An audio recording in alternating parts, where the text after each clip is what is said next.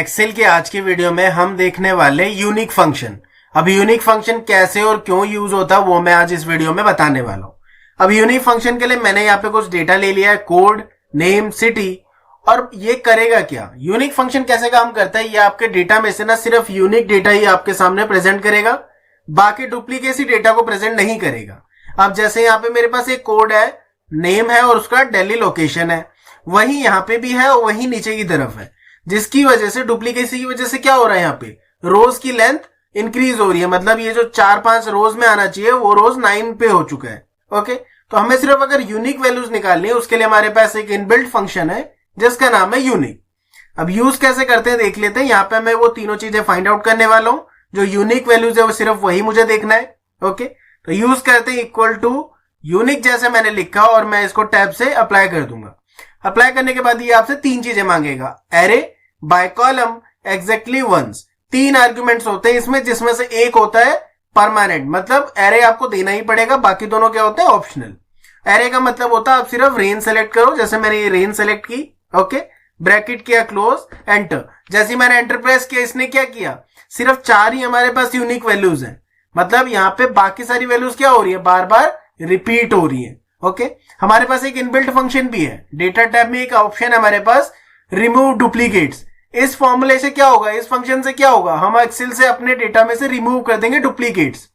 But अगर आप अपने ओरिजिनल डेटा को वैसे ही रखना चाहते हो, ओके, और देखना चाहते हो कि उसमें से सिर्फ यूनिक वैल्यूज कौन सी है, उसके लिए हम कौन सा फंक्शन यूज करेंगे, यूनिक फंक्शन। कि यहाँ पे सिर्फ 4 ही आपकी यूनिक फंक्शन है, वो चारों क्या हो रहे थे, बार बार रिपीट हो रहे थे। ये डेटा मैं किसी आगे को फॉरवर्ड कर सकता हूं। अब बाकी 2 आर्ग्यूमेंट्स के लिए चलते हैं दूसरी शीट में, ताकि आपको वहां से समझा सकूं। यहाँ पे स्पेस कम है। दूसरी शीट में क्या है, यहाँ पे मेरे पास कोड है, नेम है।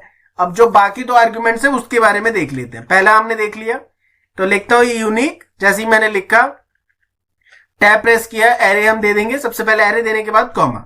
अब कॉमा के बाद जो सेकंड आर्ग्यूमेंट हमारे पास, बाय कॉलम या फिर बाय रो, यह आपसे 2 चीजें मांगेगा, ट्रू और फॉल्स। अगर आप यहाँ पे ट्रू दोगे तो वो क्या करेगा, वो कॉलम में कंपेयर करेगा। मतलब बी कॉलम को सी से करेगा, डी से करेगा, ई से करेगा। मतलब कॉलम वाइज यूनिकनेस वो शो करेगा। अगर उसमें कोई यूनिक वैल्यू होगी आपके सामने प्रेजेंट कर देगा।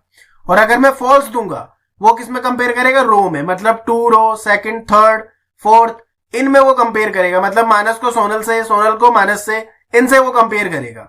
हम जो क्या करते हैं, हम अगर मैं ट्रू दूंगा, लाइक मैं यहाँ पे ट्रू दे देता हूं, ब्रैकेट किया, क्लोज, एंटर किया। इसने क्या किया, सारा डेटा आपके सामने रख दिया। ओके, इसने क्या किया, ट्रू से। अब वो सेम डेटा क्यों दे रहे हैं, क्योंकि आपके दूसरे कॉलम में कोई डेटा ही नहीं है। ओके, तो ये पूरा ही यूनिक डेटा है।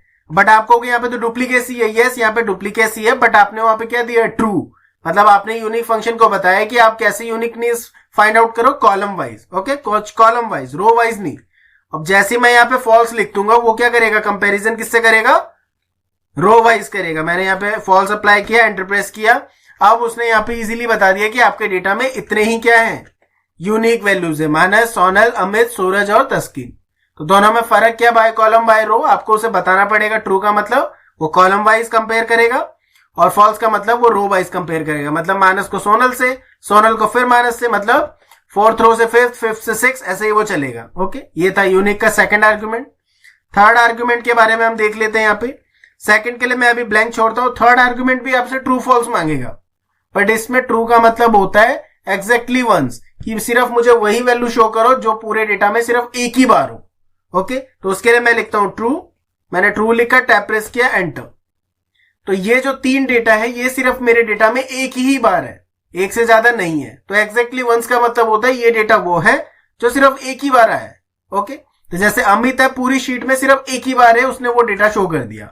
तो ट्रू आप थर्ड आर्ग्यूमेंट में कब लिखोगे, एग्जैक्टली वंस में, जब आपको सिर्फ सिंगल वैल्यू वाले चीजों को उठाना हो या फिर फाइंड आउट करना हो। तो यहां पे मैंने ट्रू लिखा। और अगर मैं फॉल्स लिखूंगा, वो सिंपल जैसे यूनिक वैल्यूज होते हैं वो आपको प्रेजेंट कर देगा। ओके, ये पूरी शीट में ये यूनिक वैल्यूज है, ये आपको उसने प्रेजेंट कर दिया। ओके, तो तीनों आर्गुमेंट के बारे में बता दिया। Simple array, second by column या रो, हम किससे करते हैं, हमेशा रो से। और थर्ड कौन सा हो गया, एग्जैक्टली वंस या फिर सिंपल यूनिक वैल्यूज।